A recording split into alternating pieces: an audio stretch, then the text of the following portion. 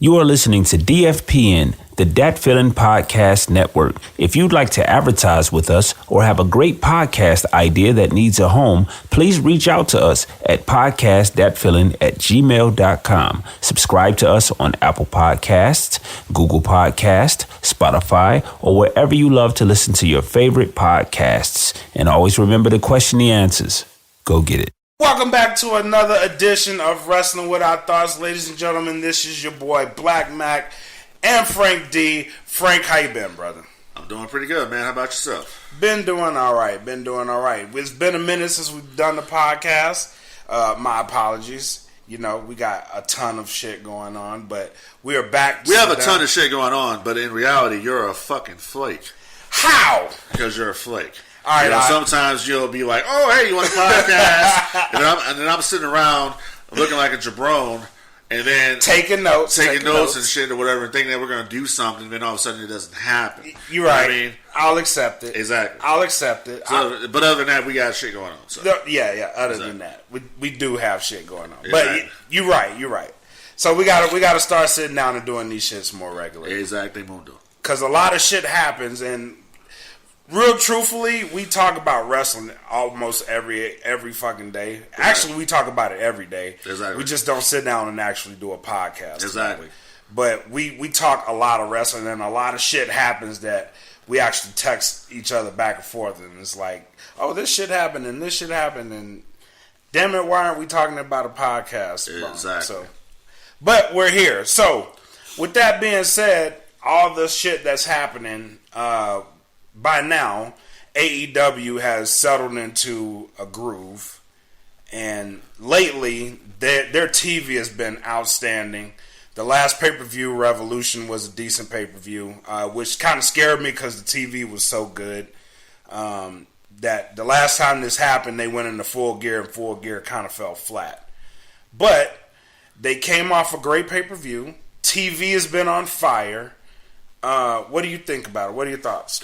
I think that AEW Dynamite on TNT has been consistently one of the better shows that I've watched. It's the only show, I should say, that I've watched, right, sports entertainment-wise, for the past maybe 3 or 4 weeks. Right. And, I mean, I'm watching every week, but I would just say that in the past 4 weeks, their TV has they've done a complete 180. Right. They have gotten rid of a lot of the BS that they were doing, and they're keeping that on dark, I notice. Right. And they're bringing the top tier primetime players to the big show. Right. And that's what they need to keep this momentum going. Right. The only issue that I think that they're having is they're having an issue getting to that 1 million viewership. I don't really find that an issue, though. I do, simply because you're on a primetime spot, you're on TNT. Look at TNA back in the day.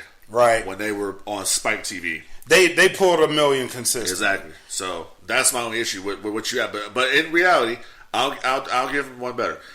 When you look at TNA at the time, you know, when they were on Spike, TNA had a lot more, you know, bigger names, right, at the time at their disposal. You had Team 3D, right. You had Kevin Nash. They had a stacked roster. Exactly. So AEW, I think with that, I mean, they're, you know, missing that star power.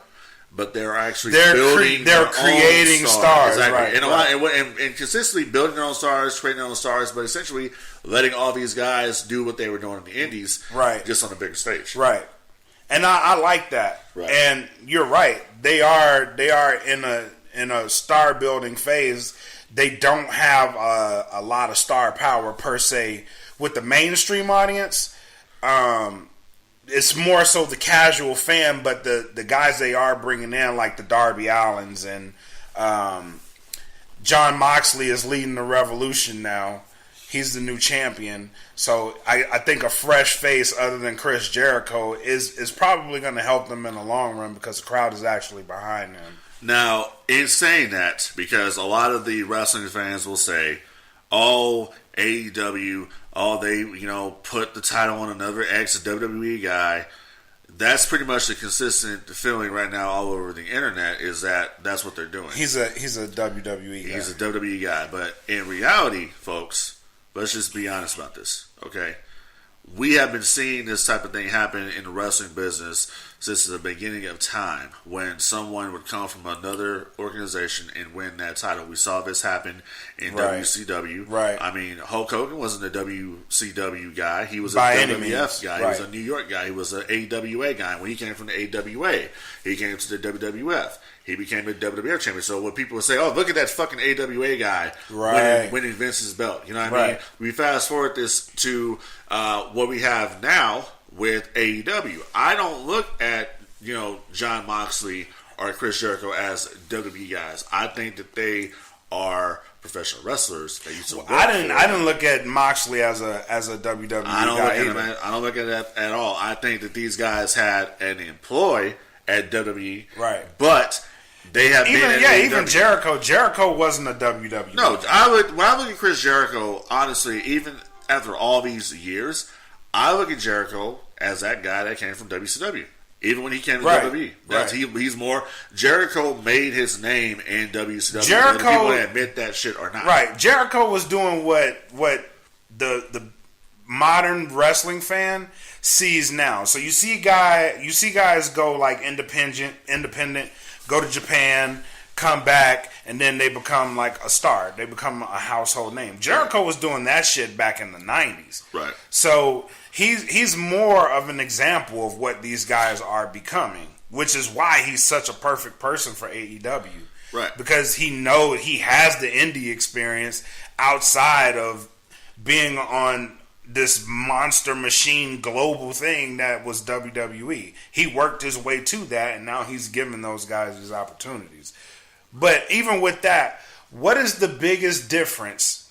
And I'll tell you my thoughts on it. What is the biggest difference in your mind right now between AEW and WWE? I think the biggest difference is that you have one TV show that is consistently putting out good content. I'm not going to say great content because there's still room for work.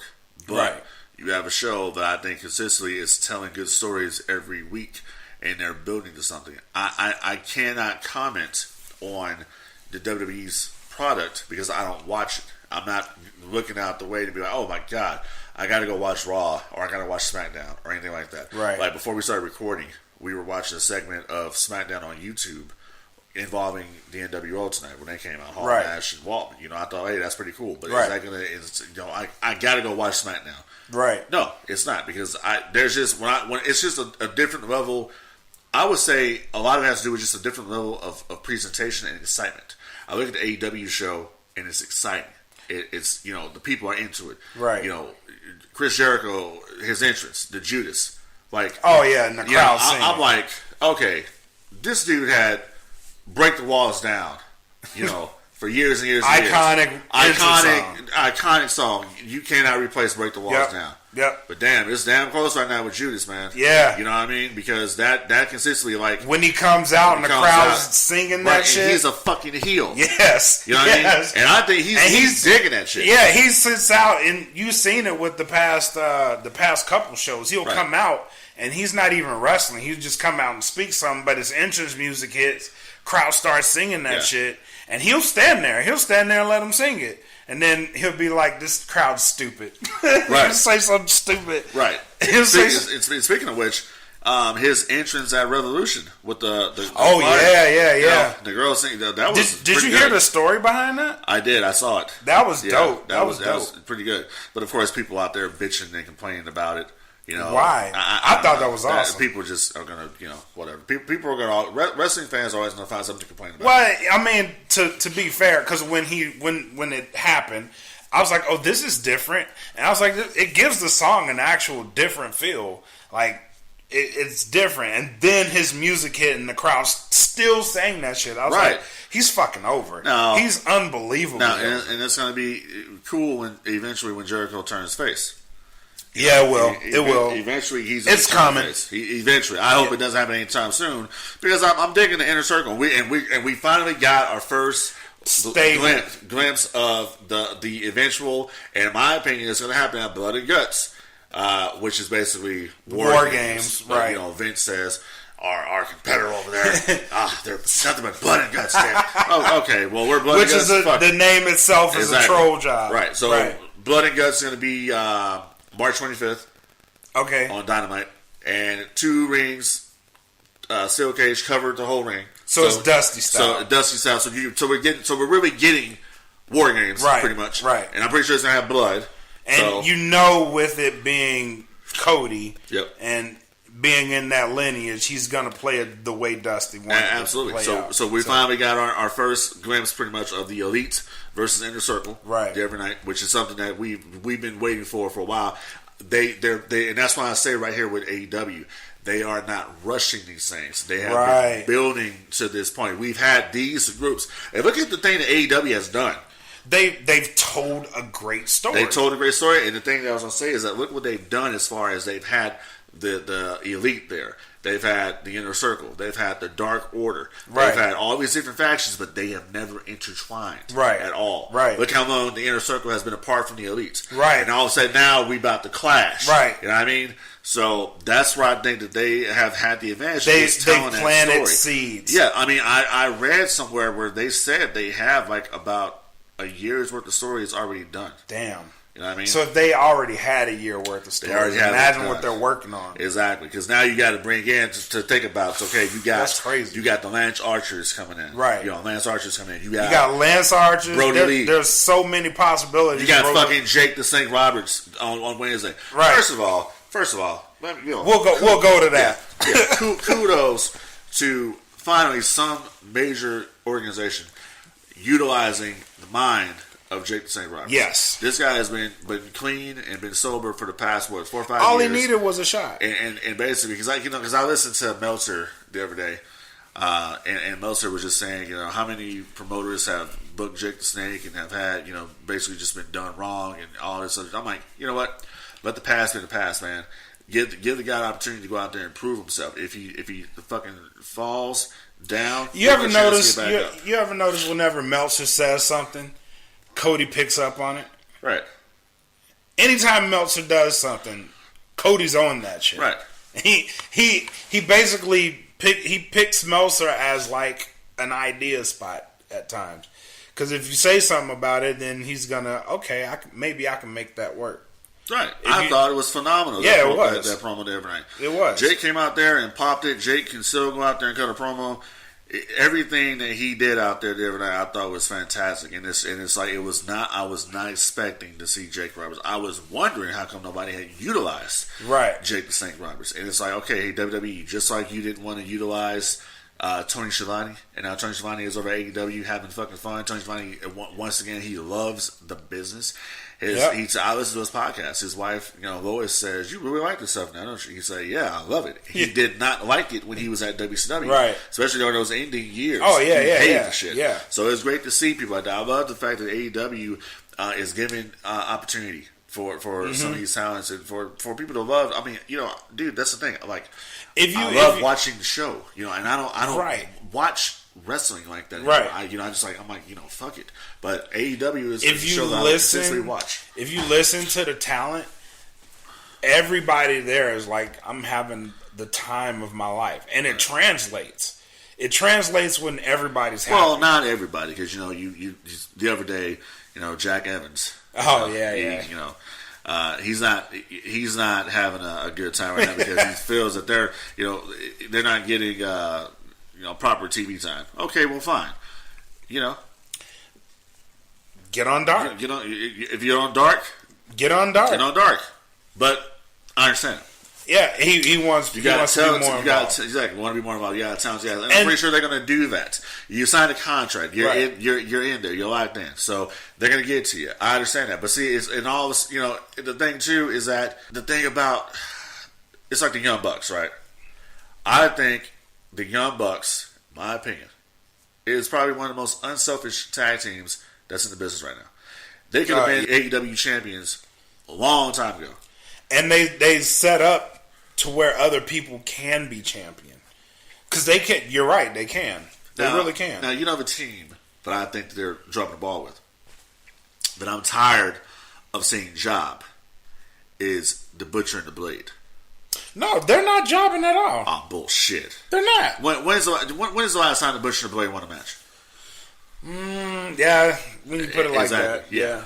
Now, but that tag team, They are a wonderful tag team. I do think they should be higher in the picture. Exactly. I do think the they fucking should. Butcher, man. The dude looks like Obi Anderson. Yeah, they have great chemistry together. Oh, they do. A lot of people were dogging like, oh my god, who are these two guys? Butcher and Blade are one of my favorite tag teams on the damn show. And then, but when you put it that way, so maybe they can enter in a storyline, right? But if you put them in the realm, because the main story in the tag team division is obviously Kenny and Hangman, right, and the Young Bucks. That's the story of the tag teams. So if you were to do that, anybody coming after them, they have to be in the story, or at least make it compelling. Because there's a couple tag teams like Private Party. Other than that guy screaming like a fucking girl, I don't like that. I hate it, but they're a great tag team. I mean, you got lots of tag teams over here. Like AEW is, if you want to be be tag team wrestling, dude, that's where you go. If you want to be a tag team. Like you just mentioned, Private Party. You got Private Party. You got Blade and the Butcher. You got fucking Lucha Brothers. Lucha Bros. You got best friends. Shit, even the hybrids. Shit, if you throw them in there, you can make great stories out of it. Yep. And then if they're bringing AEW Dark to the forefront, then that is a perfect ground to put some of those stories on. Even ones like you want to work on just to see how it happens. It's a great chance to just. I like AEW Dark because it gives you you're just throwing darts at a board at some point. But the biggest difference to me from WWE and AEW is the crowd. The crowd's always hyped. They're always hyped. And at first I'm watching, I'm like, yeah, y'all got to be sweetening the crowd. But then I'm like, they're not sweetening the crowd. No, they're not. They're not sweetening the crowd because I'm and they're always hyping. I'm like, because WCW used to do that shit back in the day on Saturday night. Yep. And they would have these real thick, deep boos, and it's like there's nothing going on. And then they had the show. My man Brian Zane over at Wrestling with Regret did a show called the Grandmasters of Wrestling. Some crazy shit, and they used a crowd sweetener. And it was like, but you can tell he's loud ass noise, but these people are just sitting there like this. Yep. Not doing anything. But AEW, they're always hyped. Yep. Especially the people in front, they don't know how to sit down. Right.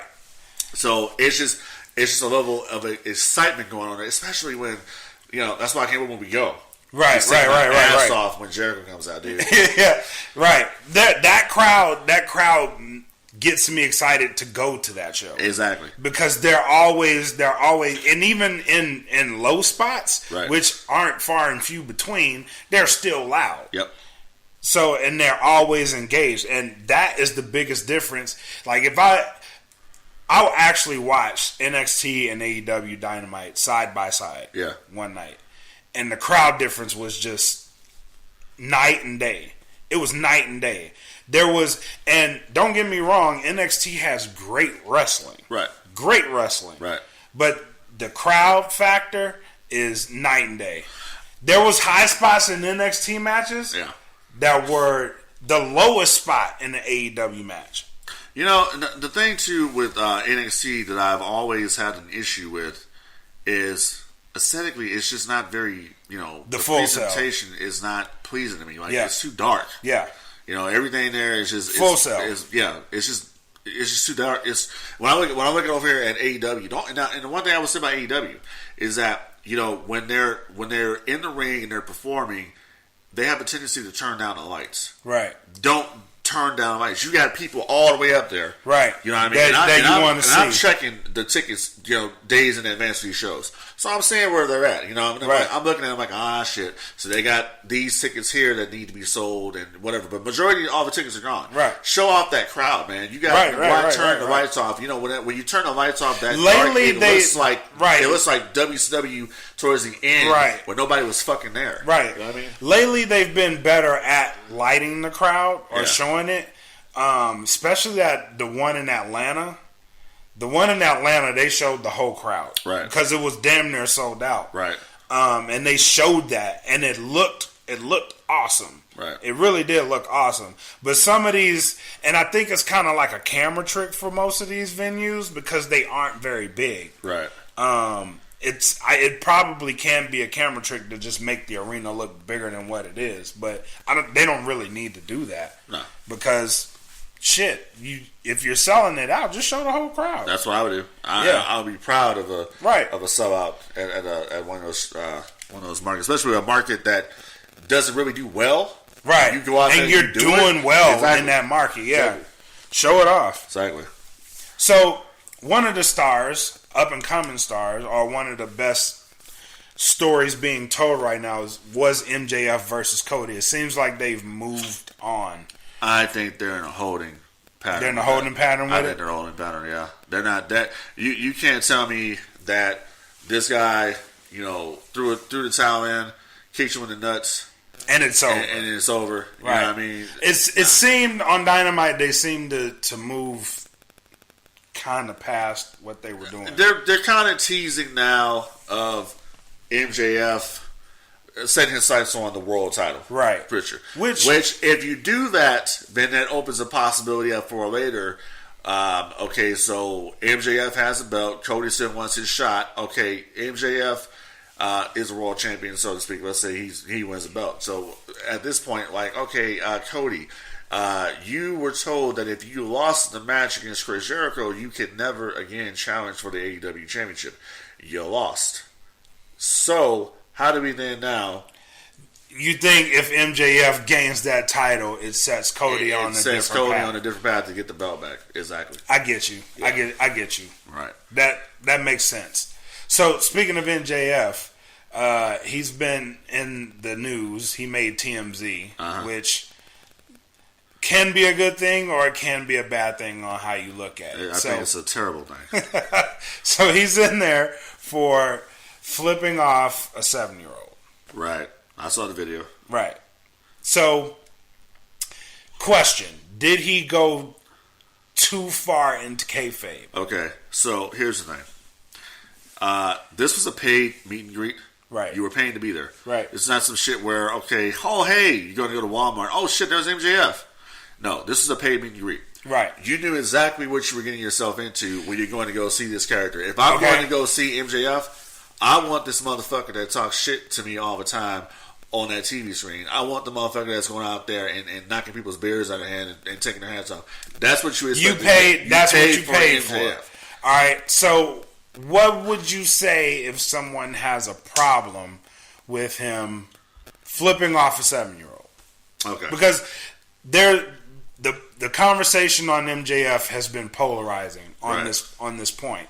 So there's people, and I've engaged a couple people that absolutely hate it. He went too far. AEW shouldn't be doing this type of thing. Right. This is the genuine conversation.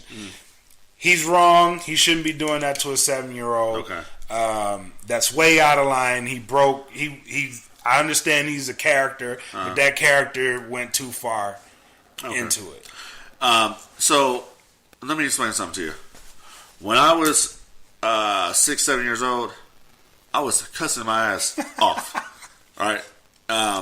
When I was at school, I was cussing my ass off, flipping people off, everything. I don't know what the hell happened, but we had kids that were his age in the Attitude Era wearing Austin 316 shirts and shirts that said "Other Side Jackass" on them. Yep. So I don't know what this and the kid, the dad's up there talking about. Oh, can we just? I wouldn't let my kid. I wouldn't let my kid. Right. Now shut the fuck up, dude. You're up here just trying to get free shit. Is what you're trying to do. You're going out there. You want to make a big spectacle. You knew exactly what it was when you went to the line. And MJF and Wardlow were in character the entire time. It's a wrestling thing. MJF is a heel. Get over it. If you don't like it, then don't bring your kids to whatever and stop watching. Go watch that PG shit at WWE. And it's like, you say this, but then it's like, I'm watching every day when the Raw stars were in Brooklyn or whatever for Raw, and I see Becky Lynch and Seth Rollins out there, and there's these little kids standing out there, and they walk right past the motherfucker like he don't exist. Oh yeah, that happens. So it's like, okay, at least your kid got flipped off. You know what I mean? Right. So and with that, whole thing, there was another video that came out with MJF flipping off a kid, and the kid flipped him off back. And so it was like some parents are cool with it. Exactly. Some parents wrestling. aren't. Right, it's wrestling. It's wrestling. It's wrestling. You know, it's like Jim Cornette said years ago. Like when Turner, Rico came out there, and Savage Predator says they wanted to get after Dusty because the Road Warriors spiked him in the eye. They say, "Oh, too much violence on a wrestling show." You know what I mean? Like, come on, dude. It's whatever. I didn't really see a big problem with it. I think MJF is one of the better performers today. He consistently stays in character. He never breaks. Right. And that's hard to find. It really for somebody to take kayfabe and being kayfabe for this long, it's just, I don't have a problem with it. And some of the people, because I have friends that were like, I can't believe he did that. And I'm like, do you even follow this guy? And some people were like, yeah. And so for the people that were like, no, and I'm like, you have to actually watch this guy because he's actually, this didn't surprise me. Right. It really didn't. I think people just blew it out of proportion. I was like everything. This is not surprising considering his character. Right. Like, just 2 days before this picture came out, he mushed a grown ass man, like pushed his cap right the fuck off his head in the middle of a match. Exactly. And threw a beer on somebody. Yeah, threw a beer on somebody else. So I'm like, this didn't surprise me. No, at all. It's like a big deal. And I'm like, if this kid is like this right now, where he's getting upset because somebody flipped him off, I hate when you go to junior high school. You're right, and I was like, if the parent didn't say anything about it, then okay. And from what I've seen, the parent has said nothing about it. So I don't understand why. The parent had a problem with it. He's like, his son didn't calm down until he took him to meet Joey Janela. I'm like, okay, so you're just waiting for that shout out pretty much from Tony Khan telling you, hey, sir, DM me so we can send you little Jimmy some free shit. Right. Whatever, dude. But yeah, moving on. Yeah. WWE. Uh-huh. So, with Crown Jewel, right, there was a changing of the guard, so to speak. Goldberg defeated... Was it Crown Jewel or was it Super Showdown? Was it Crown Jewel? I think it was Super Showdown. It was Super Showdown. Yeah, something bullshit. It was in Saudi Arabia. Some bullshit. It's fucking Crown Jewel. Exactly. the crown of it was on a Thursday. Yeah, the crown of Super Showdown. Yeah. There you go. The crown of Super Showdown. But anyway, Goldberg defeated The Fiend to capture the WWE Universal title. Correct. And immediate outrage was cried because The Fiend dropped the title. Was it too soon to have him drop it? Okay, so I don't think it was because I'm one of the people that don't believe The Fiend needs a championship. The Fiend, Bray Wyatt, to me, is bigger than the title. Exactly. Do you think he should have had it in the first place? I don't really think he should have had it. I don't think he needed it. Jake the Snake Roberts needed the championship. I don't think he needed it either. Name me one title Jake the Snake won when he was in the WWF. None. He never won it because he never needed it. Yeah, he didn't. He didn't need it. Only thing I remember Jake winning was, I think Jake was a TV champion out in NWA. That was it. Yeah. He might have had something in Mid-South, but he don't need, the Fiend didn't need the belt. You're not going to bring a Hall of Famer in with the name of Goldberg, which Goldberg is a bigger name than the Fiend. Right. So you're not going to bring him in and have him job.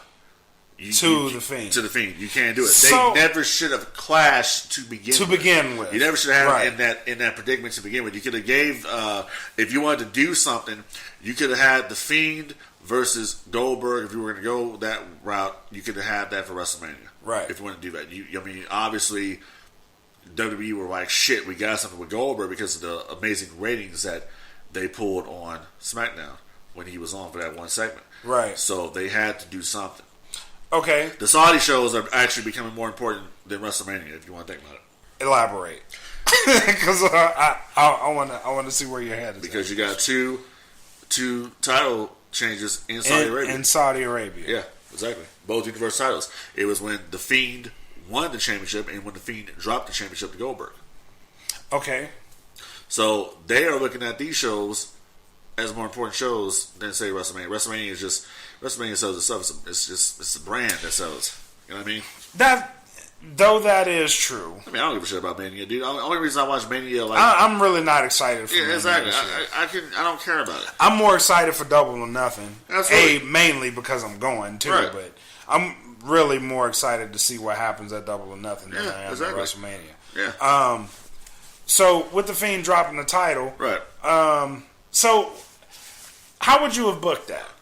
Besides not booking it, I don't know, dude. Because obviously he didn't need the title, and everybody knows that. He doesn't need the title. I mean, if you would have had him, if they were going to do the match, right? So it didn't have to be for the belt.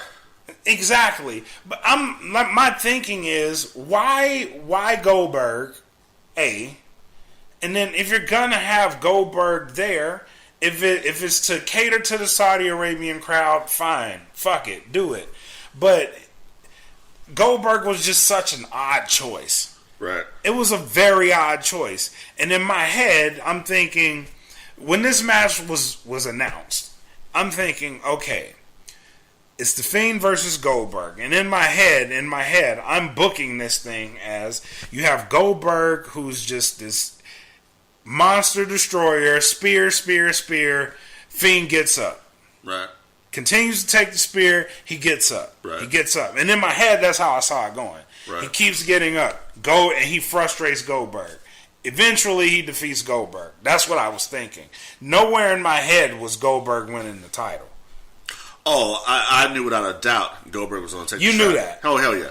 You're not going to fly Goldberg to Saudi Arabia. You're not going to pay Goldberg all this money just to have him go out there and job. And Goldberg needed to redeem himself from the last show he was at in Saudi Arabia when he with the Undertaker. Exactly, because Goldberg kept hitting his fucking head on that damn door that he's been consistently doing since WCW. When it's like, dude, why don't you kayfabe that shit? You're in the 50s, dude. You're gonna fucking. But why would you fucking do it anyway? Just kayfabe that. Just sock the damn door before you come out. That's it. Ain't no way hell I'm gonna be bumping my fucking head on a damn door before I come out there. So you knew when it was announced that he was gonna win it. I know where your head is with him winning and what that set up. I know why you thought that. Now, then I was just like, this is stupid. This is a stupid idea. Why would they book Goldberg out of... Where did Goldberg even come from? Like, there's so many other people that you could have put The Fiend versus such and such and insert name here at Saudi Arabia, and it would have made more sense to me than Goldberg.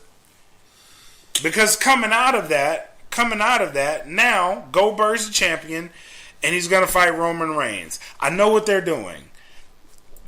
Goldberg has a title. Take it to Mania, defend it against Roman Reigns. Roman Reigns wins the title. Becomes Universal Champion. He's the man going forward. We know that. Goldberg, why? Why give him the title then, and he's carrying it to WrestleMania?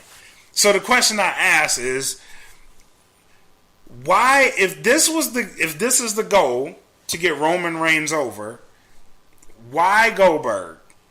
Right? Why have Goldberg win this title? Because you could have did this. You could have did Corbin out of all people. Give fucking Corbin the title and let him hold that shit till Mania. People hate him just as much as they're gonna fucking hate Goldberg. You get the same reaction. King Corbin, Roman Reigns, Mania. Corbin's champion. He has the benefit of being champion. You give him a little. So you really don't want people to come to the show, huh? I mean, it's going to either be it's going to be either that or the coronavirus. But you know what I mean.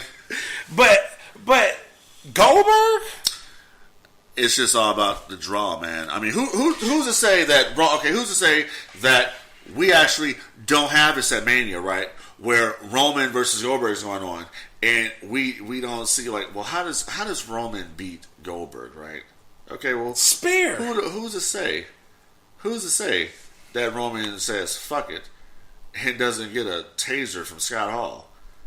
And that shit's not gonna happen. And he tases Goldberg. Right, and then we have the NWO reunion. That shit's not gonna happen. You know what I'm saying? That's the only thing I can think of. That is just so many ways you could have done this so differently, and it would have made more sense than fucking Goldberg doesn't make sense to me. It just doesn't.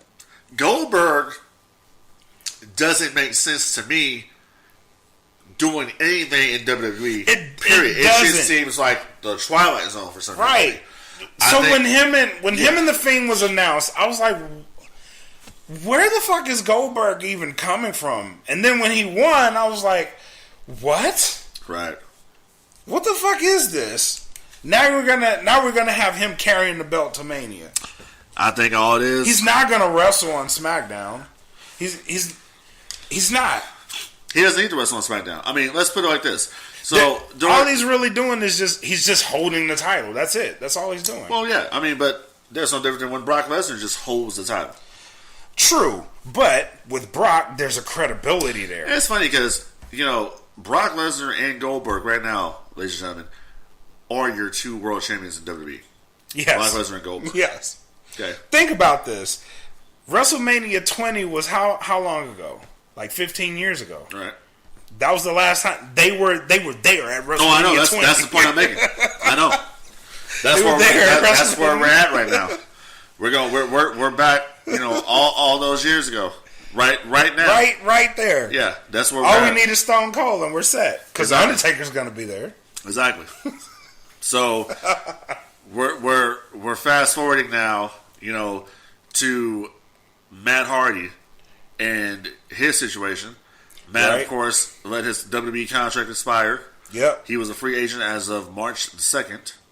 And as we record this show right now, he looks like he's AEW bound. It's all but confirmed. Exactly. He showed up in the...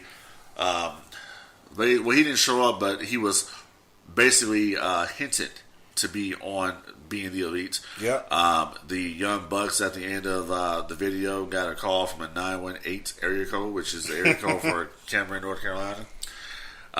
We fast forward to the Free the Elite episode on YouTube with Matt Hardy, and the Bucks of Youth show up, and he says, "I knew you'd come."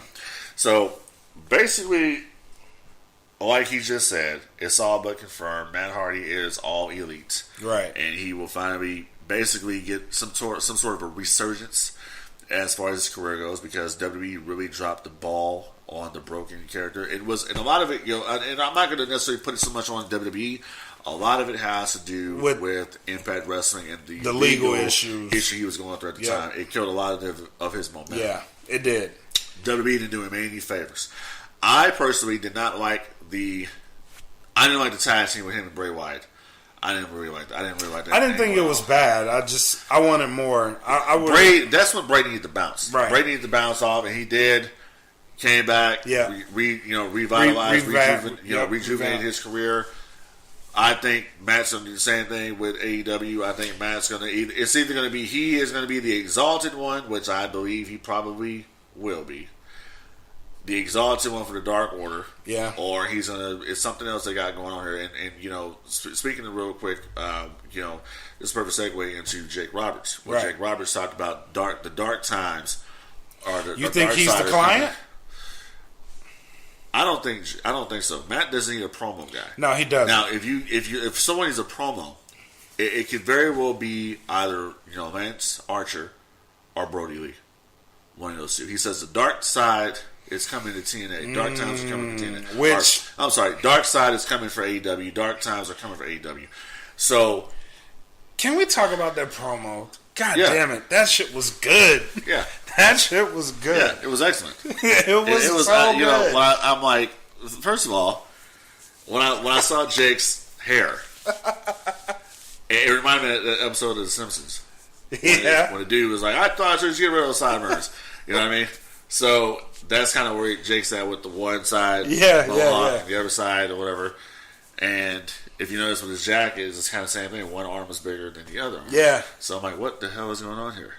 Two-Face. Right. So there's something going on here, and Jake is basically back to being the evil. Yeah. And it reminds me of the Jake from '92, spinning the wheel, make the deal in WCW, and trust me, in WWF. So that's kind of what we're getting here. And who is the client? He says he's not here to take the whole pie, just your share. Being Cody Rhodes, just your share.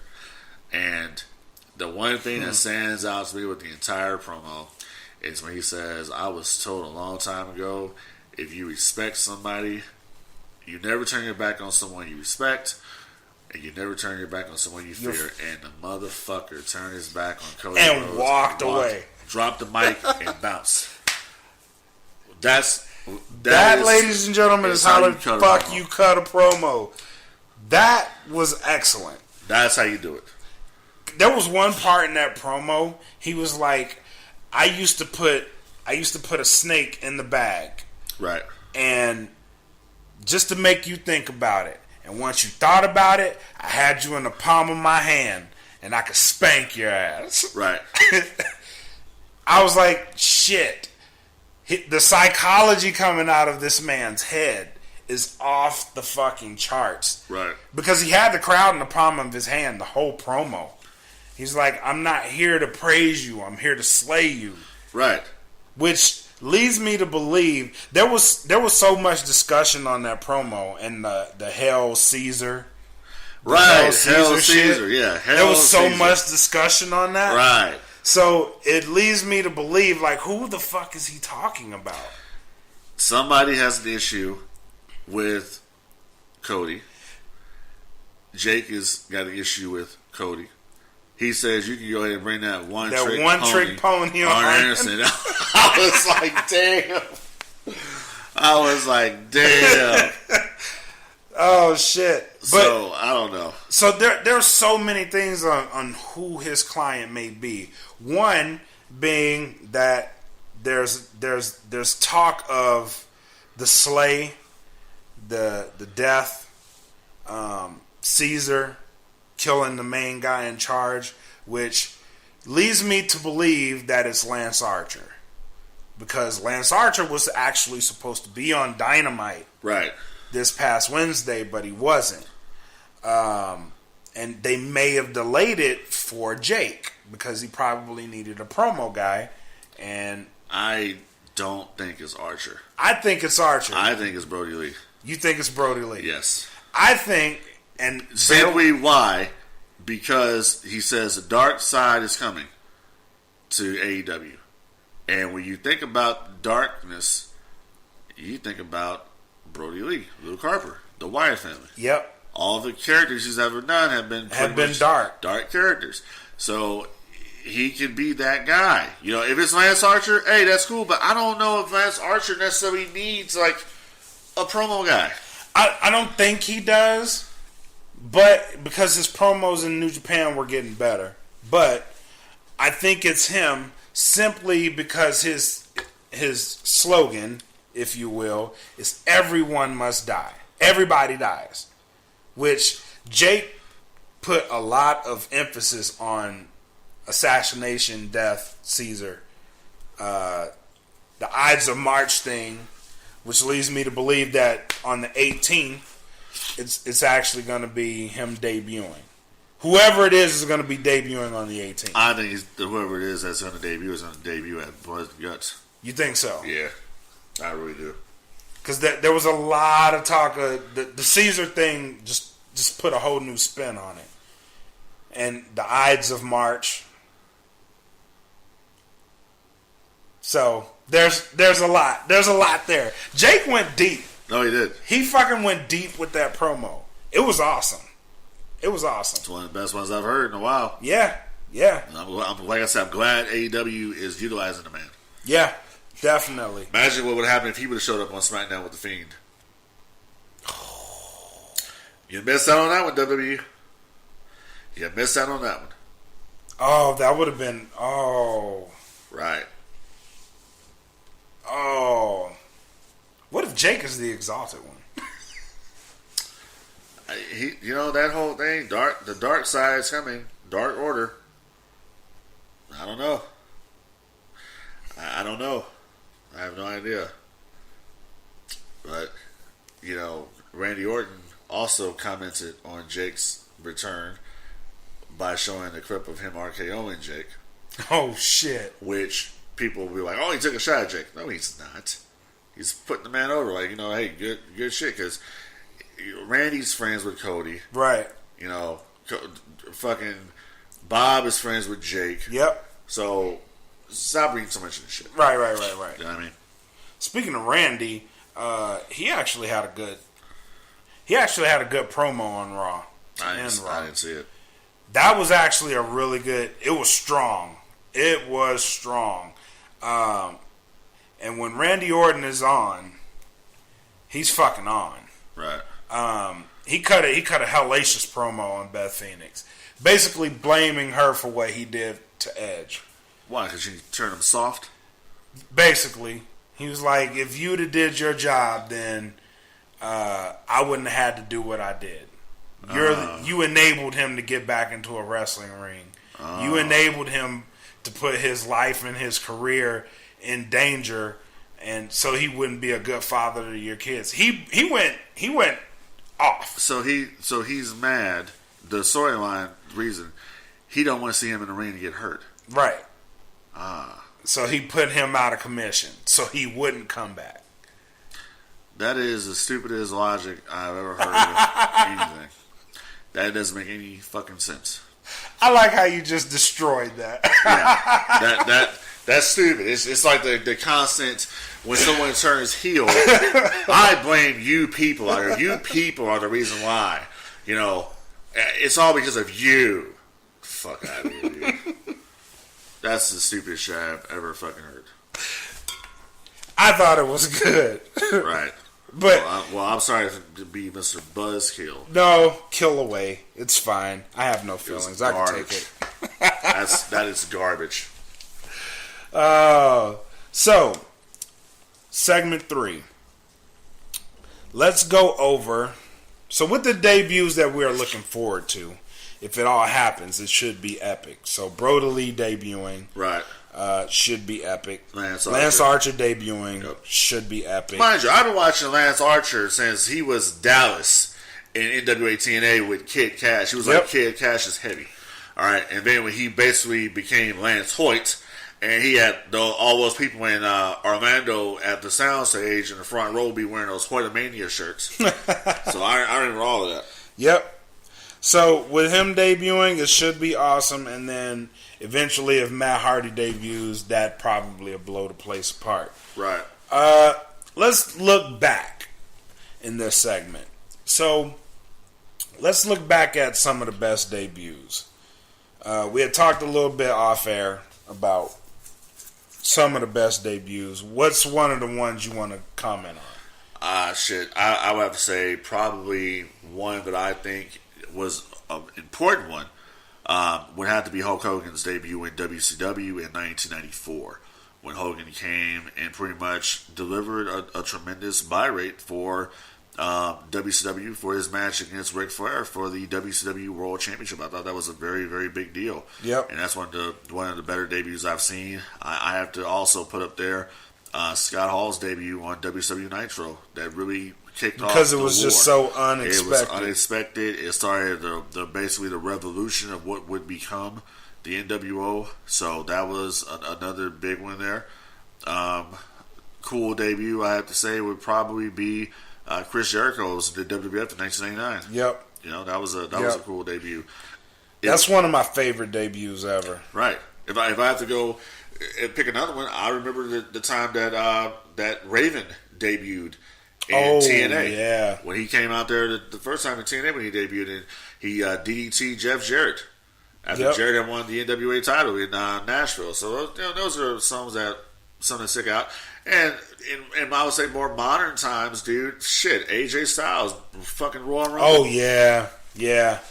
AJ Styles showing up at the Royal Rumble popped everybody. Oh yeah, because when that phenomenal came across the screen and it was in Orlando, right, where he was known for taping Impact. Yep. Once they figured out it was him, they popped heavy for that shit. Right.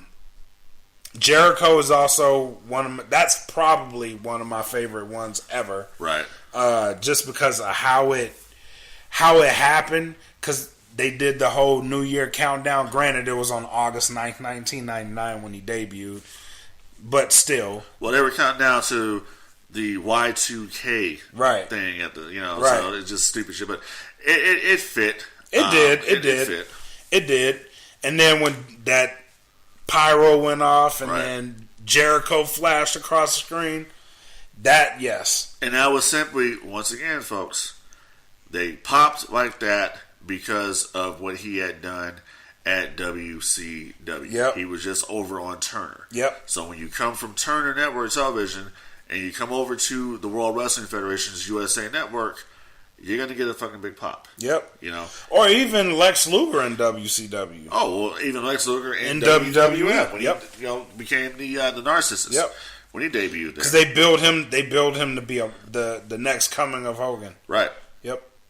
Or they put a lot. They put the machine fully behind Lex Luger. Right. For that debut.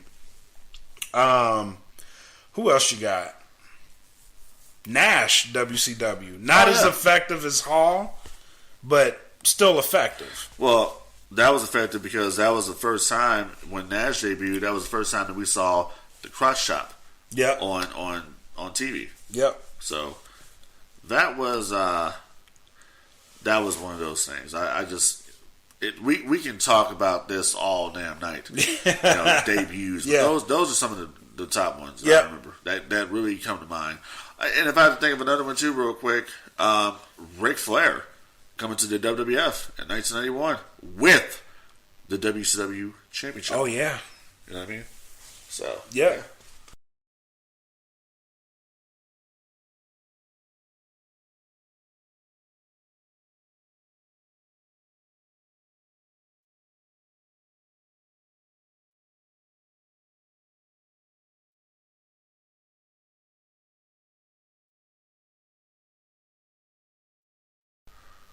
All right, let's book an old school match. Goldberg versus Hogan, Atlanta, Georgia. Goldberg wins the title. How would you have booked that differently? Or can you book that differently? Well, first of all, if I had booked it, it wouldn't have been no damn Atlanta, Georgia at fucking Nitro. It would have been Starrcade. That's where it would have been. Yep. So that's where I would have done things differently. That would have been it. Number two. Now, do you think WCW showed their hand when they did that? Yes. How so? Because it was a move of desperation. For ratings. It was for ratings. Because they were behind. They were behind WWF. So they put the biggest match they probably had on paper out there. On a Monday night. Yep. And it could have made way more revenue. Because that shit was in the Georgia Dome. Yeah. In a sold out Georgia Dome. I mean, like I said, in from a setting point of view, the presentation is very crowd pleasing. Right. To open up a show like that and see all the people in there like that. Now, could WWE, or I should say, could WCW have done that same number by booking, let's say, Starrcade at the Georgia Dome? Yes. Yes. They would have exceeded. Oh, hell that yeah. number. Hell so yeah. that's why I say, just like the big money matches that they did in Sturgis for free, right, at Road Wild, they could have. That's why I say it can't be booked. We can't do it because I would not have done it. It right. doesn't make business sense to do that. That's the whole point. I'm not booking Goldberg versus Hogan on fucking Nitro for the belt. I'm saving that shit for Starrcade or Halloween Havoc. And truth be told, WCW considered Halloween Havoc their WrestleMania. I don't know if you knew that or not. I did not know that. They considered Halloween Havoc their WrestleMania, not Starrcade. Wow. Yeah. Wow. That's right. Well, when you put it that way, some of the best matches they had were on Halloween Havoc. Yeah, they looked at Starrcade as the B show. Wow. Yeah, I did not know that. It's not. It's funny when you think about it like that, but yeah, they did not consider Starrcade to be their WrestleMania show. They considered it to be Halloween Havoc. Because I thought Starrcade was like the WrestleMania. I thought it was too, but Wow. listening to, and I've heard this from 2 different podcasts, 83 Weeks with Bischoff and Tony Schiavone is why I win. That's the horse's mouth right exactly, there. They both mentioned that it was Halloween Havoc. That was their main show. Yeah, That's crazy. right. I would not have thought that. Yeah, But going back to it, yeah, now that you say that, because some of the biggest matches ever right. happened on Halloween Havoc. Yep. So to answer the question, So I you can't book it because I would not have done it. That's the thing. I would not have done it. What's the outcome of not having that match on a Nitro? The outcome of not having on a Nitro, it would be we make money. We're going to draw money in pay-per-view buys to make people watch, make people pay for this shit. Does it help them? Yes, because you need to turn a profit. But Right. does it help you to turn a profit for an organization that doesn't really want wrestling to begin with? Maybe No. not. Maybe. You know what I'm saying? That's the thing. I It mean, doesn't well, matter now how much you money look- they make. Right. Turner executives didn't want WCW TV. They didn't want the company. They didn't want anything to do with professional wrestling. So they could make, $1 trillion fucking dollars. It doesn't matter. It doesn't matter. You know what I'm saying? So And look at them now. They have wrestling back on fucking Turner. Exactly. Yeah. And it's doing well. Through 23. Right. So there you go right there. Yeah. So there you go, Jamie Conner. Fucking awesome. Right. I think that's it, man. Anything else you want to add? Nah, that's pretty much it. We're just gonna try to come out here and try to get on a schedule where we can consistently do some podcasting. Well, now you're off on Fridays, so Exactly. that works out really well. Exactly. So we should be able to do some things, come up here and shoot the shit, and Yep. come out here and talk about sports entertainment, professional wrestling, and get it done. And I'm looking forward to May as we get closer to Double or Nothing and the scene plays out. We'll be in Vegas Yep. for that show, Yep. so that should be a ton of fun. Yeah. I'm really looking forward to it. I'm looking forward to seeing Chris Jericho and singing my ass off with Judas. That's it. As soon as I do that, I'm leaving. Have you been learning the Oh, song? you fuck yeah! I've been learning the damn song. I was fucking reading the lyrics to it just last night, as a matter of fact. So yeah, I'm ready for it. Double or Nothing AEW. It's gonna be too sweet. Awesome. Well, this is our show, ladies and gentlemen. Thank y'all for rocking out with us. Do us a favor, hit the subscribe button, follow, because we will be dropping more podcasts hopefully on the regular, and we'll get back at you. In the meantime, this is your host for Wrestling with Our Thoughts. You guys have a good day. Peace.